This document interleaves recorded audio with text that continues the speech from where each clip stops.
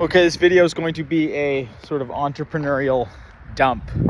That sounds kind of gross, but a brain dump, because I've been thinking about all this stuff, and I need to post more YouTube videos, and I get inspired by like little messages or pieces of content I've done in the past, and someone says that was helpful, and I'm like, damn it, I gotta do more content. So welcome back to the channel. This video is just like a Ecom business branding brain dump. There's almost like it feels like there's too much information to package up and present, but I'm gonna do it anyways. So probably the main thing is navigating, like, so when you start a brand, it's very kind of obvious what to work on at the start. Like, you just need to get sales, or maybe it isn't, but it should be. It's like you just need to get sales, you need to get going, you need to get started, and then what am I trying to say here? The distractions never go away. I'm working on like redoing our emails right now and our flows, because I brought an agency on to help with that, and that's great because like I just can't do everything anymore. I'm like so freaking overwhelmed. I'm so overwhelmed. Maybe that's what this video is about. It's such a blessing to have a business that's working. It is a miracle. It is a privilege to have sales coming in, to have an audience that is resonating with what you are doing. But on the flip side, it is overwhelming to learn how to delegate. It is overwhelming to learn how to focus. Like, I could barely focus when it was just me, and now there's like 20 people plus like 20 remote people, and it gets insane. It gets insane, and I would be lying if I said I have a handle on everything that's going on, aside from trying to make sure that money is coming into the Shopify store, that sales are happening, that we're delivering a good product. And this is a phase. So like, we crossed 8 figures this spring. We had a bit of a slower summer, but we should finish this year 8-figure plus revenue. And we'll see after Q4 where the profit lands. Like, that should be, gosh, it should be, I'd love it for it to be more than 10%, but in terms of what's in the bank, like it will likely just not be more than 10%. So that's the other reality, is like, if you're growing, you don't just get rich. Like, unless I'm doing this totally wrong. Now, we invested, like, I'm literally walking in our place here, we invested multi-6 figures in a new facility. Like, so we invested a lot back in this business. You know, people get raises, like we try to pay our people well. There's multiple costs that add up when you start to get an enterprise like going. So this is very much not, I have a lean drop shipping store with a couple Filipino VAs, and I'm doing $1 million a month, and I'm putting $400K in the bank. So that's pretty cool if you can do that. It's not really what I wanted to do. I think I realized that as well. Basically, when I got past like even 10K a month with freelancing, it was like I didn't know what to do with the money, kind of. Like, I still couldn't do lots of stuff. So it was like I still was motivated by money, but pretty quickly I was like the purpose, like you just will you need a bigger purpose, you need more motivation. And maybe that's why I almost create kind of chaos, where it's like we take on a bigger lease. Like we've got like almost half this building now, and we just take on more operational drag, because the vision keeps just getting bigger to fill the space that's there. So I'm not taking all that cash off the table, I'm not taking all that money off the table. We're just like growing the pie, and we kind of just like keep growing the pie. And then you need to hire people who, you know, the salaries now are not $20, $30, $40 an hour. They're like $100, $200, $250,000 a year. And so Like, you can't just go pull $1 million out of your business if you're doing that. And I think that's been like the craziest thing, is I never understood that earlier on in ecom, where I was like, oh, like I hear people say 100K a month, and you're like, that's crazy, that's so much money. But it's hard to be more than 10% profitable. It really is. Some people might push back on that, and if you are way more than 10% profitable, good for you. But there's different things to optimize for. I think it is crucial to be profitable. Like, I'm not saying don't be profitable, and we should be more profitable, honestly. We've got great margins on what we're doing. We have like 80% gross margins. That's like really strong. So a lot of this too is like lack of my discipline around what the spending goes to, and like the numbers, just like you start to see the numbers grow. It's like bill after bill after bill. It's like your credit card's getting billed for 1 billion different things. I let my old credit card expire, which is so great. There was like 10 SaaS products, just freaking like was not using or forget about. Because one thing I'm not disciplined about that's maybe a good thing is, like, if I think something's going to help move the business forward, like I'll just go for it. If it's $1,000 a month and it's a software, like I'll just do it. I'll test it out, and then I'll try to cancel if it's not actually good or whatever. But I just go for these things, and sometimes that gets expensive. So I guess that sounds pretty stupid when I say it out loud, but I do that with courses too, and I've done that with courses and coaching. It's like $5,000. I'm like, this is what I need. Boom. You don't have to do that, but I like to move fast. I like to not have a scarcity mindset around the lever that we need. And I trust my gut, my intuition around typically what we need to move forward. Now, that's probably led to being less profitable. I could put way more money in the bank. I've talked to people who it's like, oh yeah, I was disciplined. I had to stop paying for stuff, and there's good discipline there. So I guess like maybe the reoccurring theme here is that like I'm kind of a disorganized person currently. I will grow to be a less disorganized person, but currently some of the craziness, which is why I became an entrepreneur in the first place, has very much scaled with this business. And I'm learning to fix some of that, but also to find people who are just good at that stuff, to have them be the boundaries and the bouncers around me, because like you don't want to lose your creativity. You don't want to lose the pieces that started the business in the first place, which is the stuff you're good at, and kind of like the craziness and the creativity. You don't want to lose that. So it's like this balance. I'm sure some of you can maybe relate to that if you're more on the creative side, but yeah, getting it all squared away at scale is hard. And that's where it's great to lean on good people. It's good to have systems. Definitely probably don't give myself credit for the things that have really improved in terms of, because there's always the next thing. There's always the next thing. But we have like fixed so many things. We have like in-house manufacturing that functions. We have in-house 3PL that functions really well. And so there's like so many good things that function, but it always just feels like the next thing that you're not on top of. So, gosh, that's like the bigger thing here that I'm thinking about. And then there's like the mental side of it, where you're just trying to be like, I'm just a person who has kind of no idea what they're doing, who has this business now. Like, surely there's got to be someone like more experienced who can like solve all these problems for me. That's kind of true. And I seek out those people. I seek out mentorship, and I have great people I can have in my corner, but no one kind of does know better than you.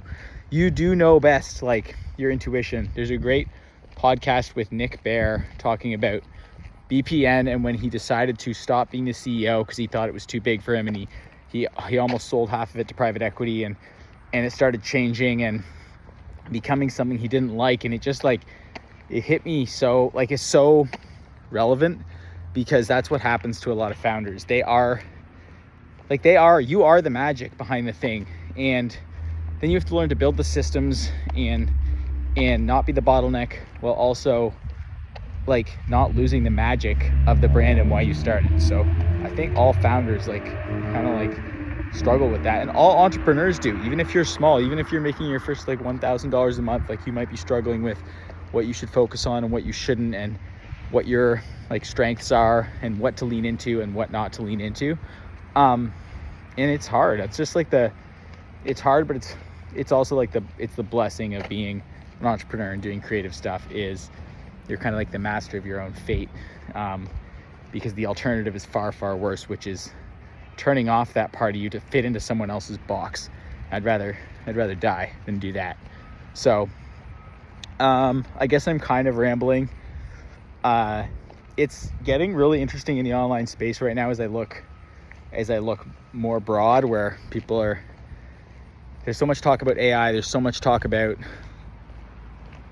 it's the same as it's always been, I guess, like the tactics, like, oh, this tool or like this new ad update, like I think what I'm learning is like, the tools are great and the hacks are great.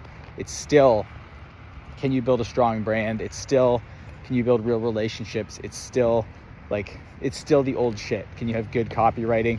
One of the things I was doing was trying to get Claude to help me rewrite, like get my email voice so we could rework a bunch of our email flows. And some of it was pretty good, but some of it's just like so brutal. And it's like literally it's like so corny and it's so like cringe. And it's like copy and messaging that I see other brands do it sometimes, and I fucking hate it. And so it's like I'm battling with Claude. I'm trying to just be like, why can't you just be like why can't you be a real person? And it can't. I mean, it can get pretty good and AI can get pretty good, but it's never gonna really be the author of the creativity. It's only gonna put like different spins on it. It can only take and iterate.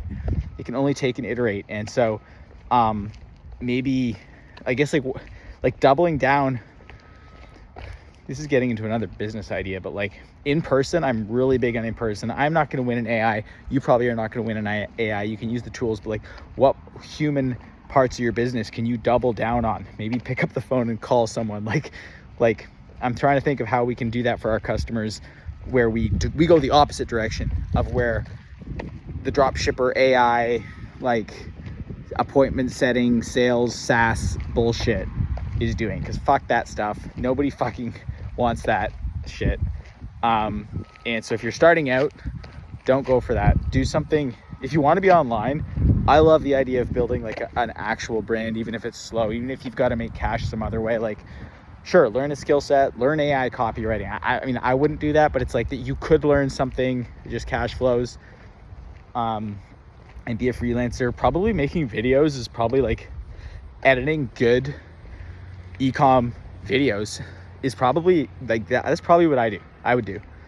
And I'd just be posting on TikTok. I maybe do like affiliate, or I don't know. What would I do? Sometimes I'm like, oh, I just do a YouTube channel and I'd sell a digital product like Dan Coe talks about. I love that, but it also feels kind of gay when you don't. That always felt kind of gay to me when I was trying to I felt like I wasn't selling something real, even though I probably had helpful information. And now I do actually have helpful information, but like I have a real business, so I don't need to like sell a course. Nothing really wrong with courses. I love courses. I've always talked about making an e-commerce one, but I'm getting sidetracked. Like, I guess my philosophy has been like, you need to cash flow something, and it can be really hard to cash flow a brand. Like I said before, even if you get up to $100,000 a month, if you're doing ads and stuff, it just doesn't spit off a lot of cash. But I was gonna say what brand to start or what thing to do. Like, what can you give personality to? I still like good quality apparel. I still like making any sort of like product. Could you actually make it or personalize it in a way that's unique? And then can you amplify that with Facebook ads? Can you amplify that with an Instagram account and create like an identity, a real brand that leans in to the personal stuff, not to the AI, dropshipping stuff, right? There's a guy on Twitter, Steez, maybe I'll link his thing below, maybe I won't, but like he does apparel brands. He did like a jiu-jitsu brand that's sick. He's launching this other like apparel brand now. I've got an apparel a side chick brand. It's not a side chick brand, it's a side brand that we're kind of just launching through our website, some hats that I themed. And you kind of take pieces from I saw these other hats I liked, and I just made my own version of them, and we're going to drop them. just for fun. But Kill Crew is the great example of that. They're just amazing, and their course is still really good. I think it's like $700. It's kind of outdated, but it just goes over the fundamentals. I got so much from that course. I always recommend it. I think it's like $800 or something. It's not a drop shipping course. Like, it's not even a Facebook ads course because it's kind of out of date, but it's talking about building a brand. And that's what so few people want to do, and they don't understand how to do, is to build emotional connection with a group of people, and create value that way. So I guess that's basically it. What's weird is like there's so much opportunity now. There's like more opportunity than ever, even in my own brand. And I sometimes just feel paralyzed to even know what to focus on. It's like we're making ads, founder ads. It's like we got to do whitelisting, like get the email set, affiliate. We could do all this stuff with affiliate. Like it becomes increasingly hard to focus. My rule of thumb since the start has been just double down on what's working and ignore the distractions. That's still probably the best advice to give to myself. But learning how to focus on my strengths and hire the right people is like, it's a challenge. And it's, no one really teaches you this. And like, here's the other crazy thing. Someone will give you advice. They don't know what you're going through. They don't know the full picture. They can be helpful at some level, and for a little piece of it, but like they do not have the full picture. And going back to that Nick Bear example, it's easy to want to outsource your truth onto someone else's advice because that's easier, but like they don't know. They don't know the brand. They don't know the founder's intuition. And so they can only help you with pieces of that. You have to orchestrate that. You have to create an environment where those winners, those A players can come in and take responsibility off your plate, but you still have to steer the ship. It's the same thing for your own life. This is maybe the final note. Like I remember thinking like therapy was gonna like fix me all these like issues, and it was victim mentality in my early 20s, and I it was self-help and all this good stuff. And then finally realizing like, oh, like none of this shit fixes you. It's like a tool. It's all a tool, or it's all a piece of the puzzle, but it's you. It's your intuition. It's your gut feeling. It's your personal responsibility. It's the actions that you take that move the needle, and like you are the captain of your own freaking ship. So if you stuck around this far, great. This is a pretty rambly, raw video. I've just been inspired. Maybe here's the final thing. I've been inspired to do more content, and I literally almost kind of don't care now if people watch it or not. I guess I do. I still do, but like I've made the content for the views. I got pretty good at short form and political stuff, and it went viral, and it's still fun. I kind of know how to do that. That don't really do it. I'm not that disciplined, and it feels sometimes kind of like empty and unconstructive. But I've seen other people just make raw content that I really love, and I was like, I just want to do more of that. I want to make more of that content, and it's content that I can feel better putting out there. With that being said, sometimes I make these videos and I don't even post them because I'm like, geez, that was a total cluster. But Gary Vee, I saw Gary Vee at this conference in San Diego that I went to, and he's still harping on about content, and he's still right. And it's actually super relevant now because like the best organic you can turn into paid. I've experienced like you can turn. Have I done that?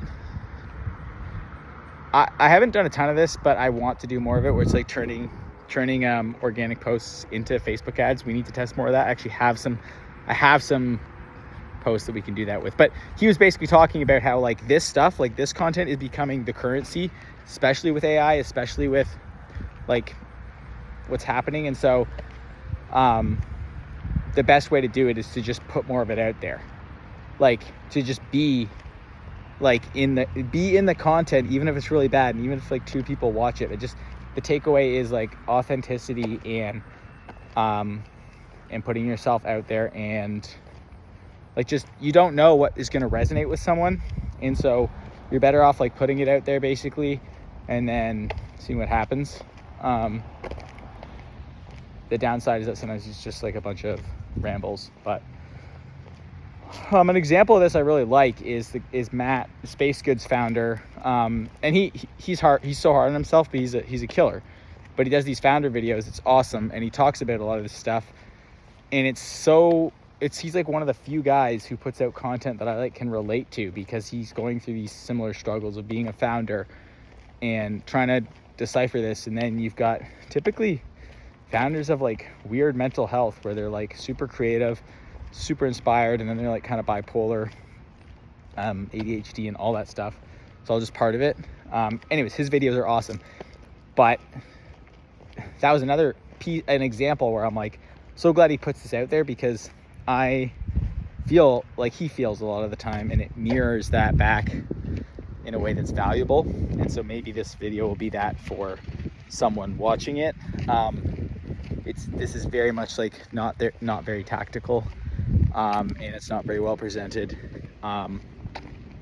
but the battle goes on, and there's a cost to not sharing the stuff you know and the stuff you learn. And I don't want to have not put stuff out there when I have stuff to share. So maybe we'll get into some more specific videos.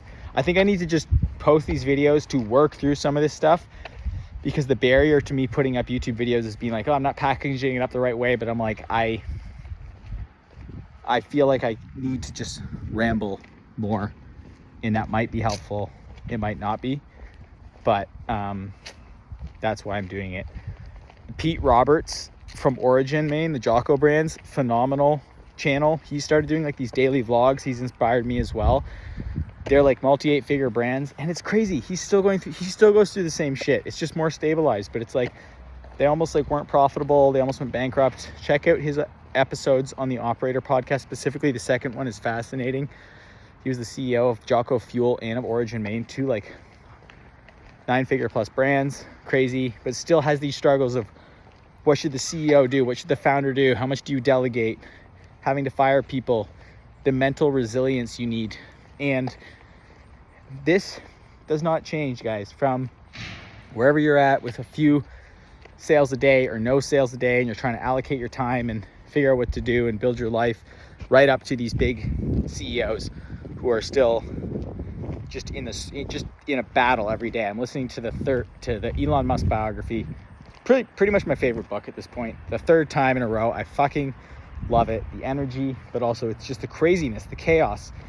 It's not about money, and people think, oh, the billionaires, they have so much money, or even like entrepreneurs who have like, I mean, Ecom's a great example. People see all the sales coming in, oh, that person must be rich. It's like two things. First of all, you have no idea the cost it takes to run this. A lot of people don't. And second of all, like, money just attracts value. Like the amount of value that Elon has brought to the world, like it's a money antenna. It just sucks money in. And if he went and gave all his money away in another year, he'd have it back. And all the people he gave it to, they wouldn't have any money, because like they're not bringing any value, right? So I think most entrepreneurs understand this, but like the communists, they're always going to think that divvying it up is the solution. But when you become someone who takes on these problems of trying, failing, starting a brand, building a skill set that you can charge money for, becoming valuable, putting order into your life so you can exert shit into the world, as Daniel Fazio says that, and I love that. It's like you've got to be exerting shit into the world. Elon does that. Great founders do that. They take the story and the chaos and the passion that's inside of them, and they overcome the resistance that everybody has. Don't think people don't have resistance to putting shit out into the world. It's there, and you need to grapple with that. Sometimes there's flow state. Sometimes you sit down and you write the email, it's perfect. Today I was freaking grappling with these emails, because like I know what I want to put out, but then it feels weird when you put it out, and then it's like packaging it in a way that's presentable and all that stuff, right? That's the product, it's the emails, it's the social media, and it is a game. Like if I was trying to sell you something right now, this video is not great for selling something because it's so convoluted, and this is not great copywriting in a sense that it would sell towards a product. But on the flip side, hopefully it is good copywriting, copy speaking, because it might address some of the same problems if you're a founder that you are encountering, or the ways that you struggle to do your work, the ways that you struggle to put together your life, the way you, like all those very human things. It might resonate with that, but I'm not currently selling anything. I don't know, high ticket coaching program. But there is today's brain dump. This is already 25 minutes long, and I will post this one, for better or for worse. Thank you. Subscribe, like, have an awesome Saturday. Go build something awesome. Peace.